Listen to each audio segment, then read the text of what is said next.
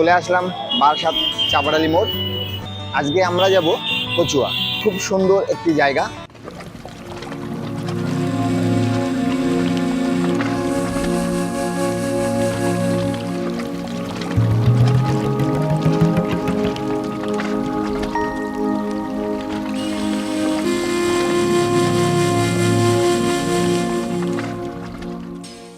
আমরা চলে এসেছি বেলিয়াঘাটা। আর আমার বাঁদিকে যে নদী দেখতে পাচ্ছেন এর নাম বিদ্যাধরী নদী। আকাশে কিন্তু মেঘ জমেছে, কালো হয়ে গেছে, কিন্তু একটা অসাধারণ পরিবেশের সৃষ্টি হয়েছে। দীর্ঘ কিছুক্ষণ গাড়ি চালানোর পরে আমরা পৌঁছে গেলাম স্বরূপনগর। আর আমার ডান দিকে এই যে দেখতে পাচ্ছেন বড় গেট, এটি হচ্ছে শ্রী শ্রী লোকনাথ বাবার মন্দিরে যাওয়ার সেই গেট। আমরা এই গেটের ভিতর প্রবেশ করে কিছুক্ষণ গাড়ি চালাবো আর পৌঁছে যাবো লোকনাথ বাবার মন্দিরে। চলুন যাওয়া যাক। এই যে বড় গেট, এটি হচ্ছে মন্দিরে যাওয়ার মেন গেট। এখান থেকে আমরা প্রবেশ করলাম মন্দিরের দিকে।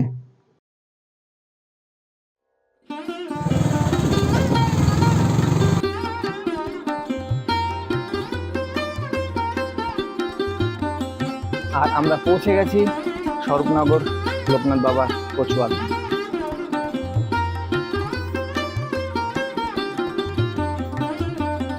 অফিস কাউন্টার, এখানে আপনি কুপন কাটতে পারবেন। সকাল 8টা থেকে দুপুর 12টা অবধি ভোগের কুপন দেওয়া হয়। না, সবুজ দুটো ওই যে আমি নিই, আপনি আমাকে শুধু হলুদটাই দিয়েছেন। ভোগের কুপনের দাম 60 টাকা করে। আপনারা চাইলে প্রসাদ বাড়িতে নিয়েও যেতে পারেন, আবার এখানে বসেও খেতে পারেন। আমরা কুপন কেটে নিয়েছি। আপনারা যারা আসবেন কচুয়া ধামে, এখানে কিন্তু সকাল 8টা থেকে আর দুপুর 12টা অবধি পুজো হয়। সকাল 8টা থেকে 12টা অবধি কুপন কাটা হয়। 60 টাকা কুপন। আগে পুজো দিয়ে তারপরে সব কিছুই ঘুরে দেখবো এবং আপনাদেরকেও দেখাবো।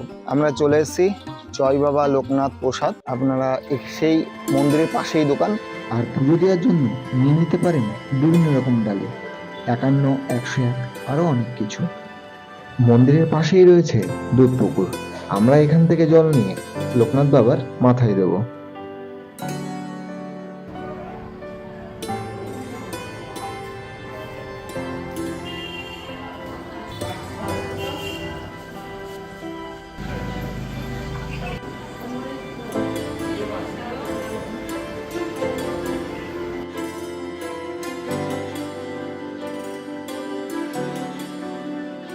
পুজো দিতে দিতে বাইরে শুরু হয়ে গেল বৃষ্টি, এবং বৃষ্টির পরে বাইরে খুব সুন্দর লাগছিল।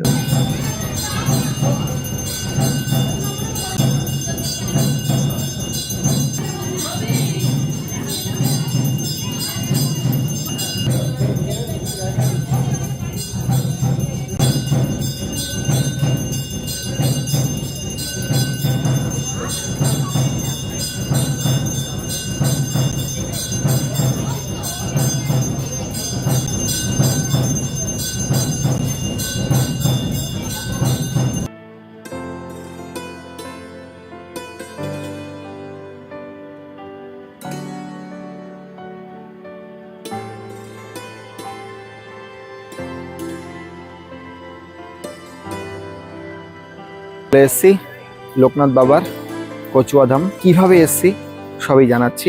শিয়ালদা থেকে হাসনাবাদগামী যে কোনো ট্রেনে উঠে আসতে হবে আপনাকে কাকড়া মির্জানগর। এখান থেকে এই স্টেশনে নেমে আপনি টোটো বা অটো ধরে চলে আসবেন এই কচুয়া ধাম বাবার জন্মস্থান। আর যারা বাসে আসবেন তারা আপনারা আসবেন বারাসাত থেকে যে কোনো বাস, DN 17, DN 18 আসতে হবে হচ্ছে স্বরূপনগর বাস স্ট্যান্ড।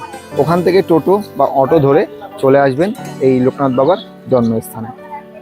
স্টেশন থেকে নেমে যখন আপনি টোটোতে উঠবেন, ভাড়া পড়বে 10 থেকে 15 টাকা। আর বাসে আসতে লাগবে ওই 20 থেকে 25 টাকা আপনার বাস ভাড়া। ওখান থেকে টোটো ভাড়া নেবে ওই 10 থেকে 15 টাকা। চলে আসবেন এই লোকনাথ বাবার জন্মস্থান।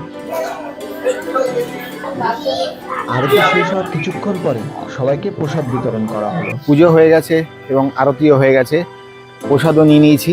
আমরা এবার যাব একটু চা খেতে। তো চলুন চায়ের দোকানে। আমরা চলে এসেছি চায়ের দোকানে।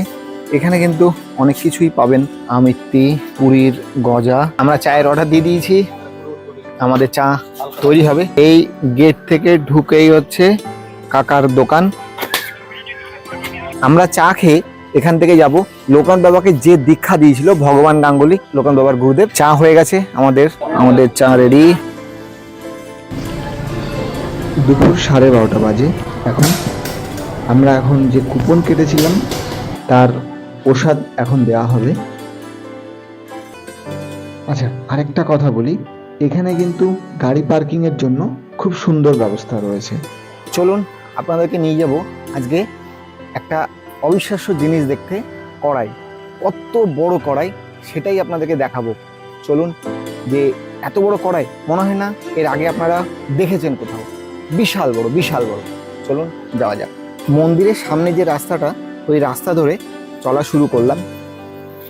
দেখতে পাচ্ছেন এই যে মন্দিরের সামনে দিয়ে যাচ্ছি। এখান থেকে কিছুটা যাওয়ার পরেই এই যে মাঠ, এই মাঠ সবই কিন্তু লোকনাথ বাবার আশ্রমের, লোকনাথ বাবা মন্দিরেরই প্রপার্টি। এই যে এইখানটায় হচ্ছে সেই বড় কড়াই। চলুন দেখাবো।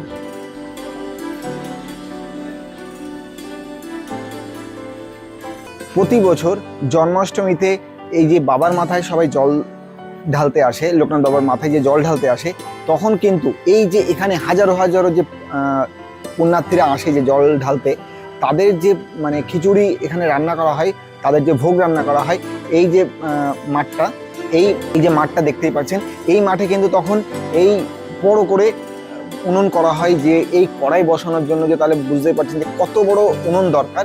এই কড়াইতে তখন খিচুড়ি রান্না করা হয়। আপনারা দেখতে পাচ্ছেন এই যে মন্দির, এটাই কিন্তু শ্রী শ্রী লোকনাথ বাবার প্রাচীন মন্দির, স্থাপিত 1947 সালে।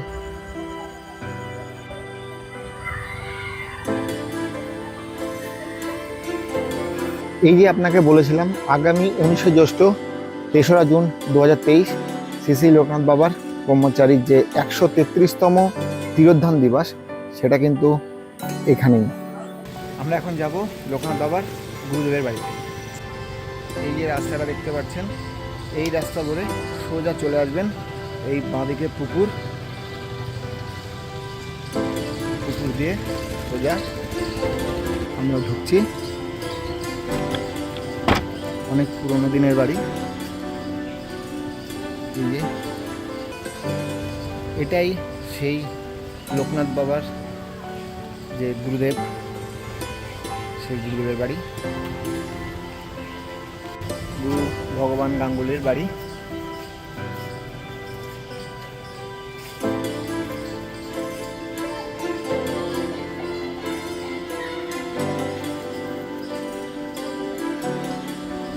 আমরা দাঁড়িয়ে আছি লোকনাথ বাবার গুরুদেব শ্রী ভগবান গাঙ্গুলির বাড়ি। এখানেই লোকনাথ বাবা তার দীক্ষা নিয়েছিলেন, সেই গুরু ভগবান গাঙ্গুলির বাড়ি।